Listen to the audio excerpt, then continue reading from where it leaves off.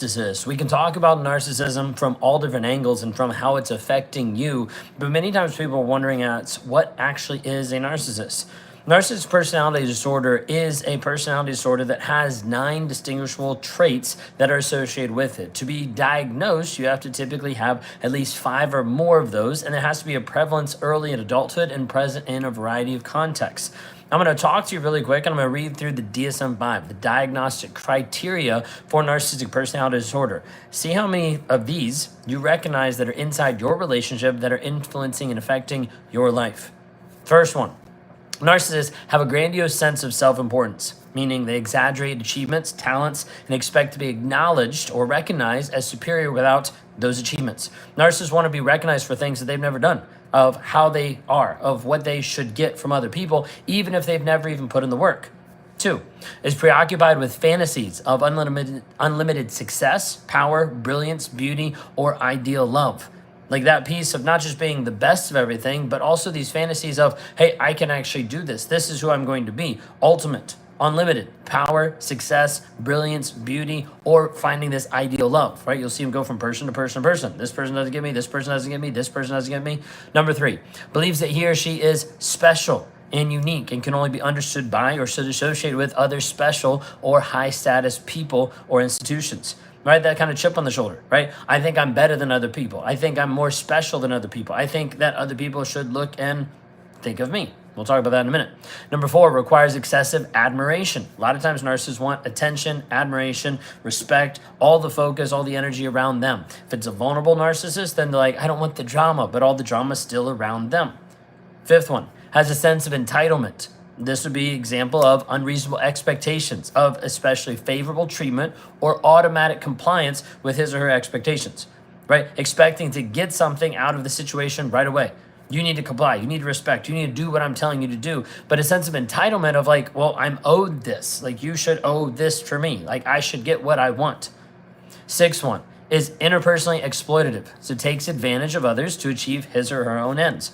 A lot of times narcissists are trying to figure out, how do I manipulate? How do I control? How do I make sure to use other people to get other things? Might be time, money, sex, a lot of different things that are going to happen. But a narcissist is going to use other people to serve his own ends. A lot of times we talk about the mask, putting up a certain mask and using other people to support that paper mache version of himself that he's creating. Number 7, lacks empathy, is unwilling to recognize or identify with the feelings and needs of others. It's not just that he's not able to have empathy.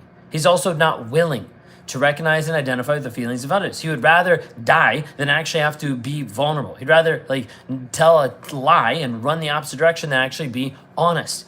Like he doesn't want to own up with this. So he's unwilling to recognize or identify your feelings, your needs, which is why they're an inconvenience, which is why he's gaslighting, manipulating, and abusing you so that you stay quiet. Number 8, is often envious of others or believes that others are envious of him or her. Narcissists oftentimes are envious of other people, right? But then they're also thinking, oh, those people are jealous of me. They're envious of me, okay? Number 9, shows arrogant, haughty behaviors or attitudes. A lot of times you're going to see this anyways, right? If a narcissist thinking that he's the best person, the top of the world, then has this arrogant attitude about him. Now, those 9 things, 9 traits, 9 diagnostic criteria are part of what makes up narcissistic personality disorder. Now you know. You've been asking, wondering, now you know. Inside of this, I want you to consider, he might have all of these. He might have a few of these. He might have none of these. The real question is not if he has all of these and if you can figure out if he's diagnosable or not. The real question is, what are you actually experiencing inside the relationship? Are you experiencing a guy that's lying to you, that's abusing you, that's manipulating you, that's gaslighting you, that's putting you down, that's making you feel less than, that's depleting your worth and your value? Well, then all those 9 traits don't actually matter as much as how it's actually affecting you. But now you know what narcissistic personality disorder is, and the 9 traits that go with it, and you also have a perspective of, hey, if all those things are happening and you're getting it in a negative context and you're getting it in a negative way, something needs to shift. Something needs to shift and change.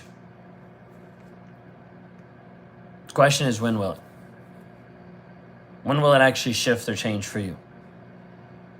If you're a woman that's trapped in a toxic relationship, mentally, emotionally, or trying to figure out how to heal from it, then I want you to go to rawmotivations.com/breakthrough.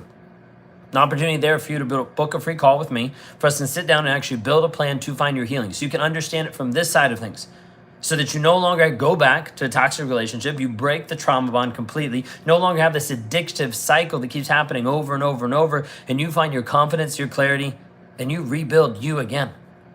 If you want to know more about that, go to rawmotivations.com/breakthrough. We'll let it help you move forward in the healing process today. And yes, I always refer to narcissists as he's. Yep, 100%. Do you know why? 2 reasons. 1, I'm a he. I speak from my experience. I speak from my perspective. 2, I work with women survivors and I work with male narcissists. So I'm not going to falsely advertise and be like, hey, let me talk about this when I don't know anything about it. And 2, that's not who I work with. I don't work with guys who've been abused by women, and I don't work with women narcissists. They're not my people. They do not work well in the systems and the structure that I have set. I do not connect with them, and I'm not able to help them typically. So I always refer to a narcissist as a he, and I refer to the survivor as a she. That's why. Anyways, if you need help with this, reach out. Go to rawmotivations.com/breakthrough.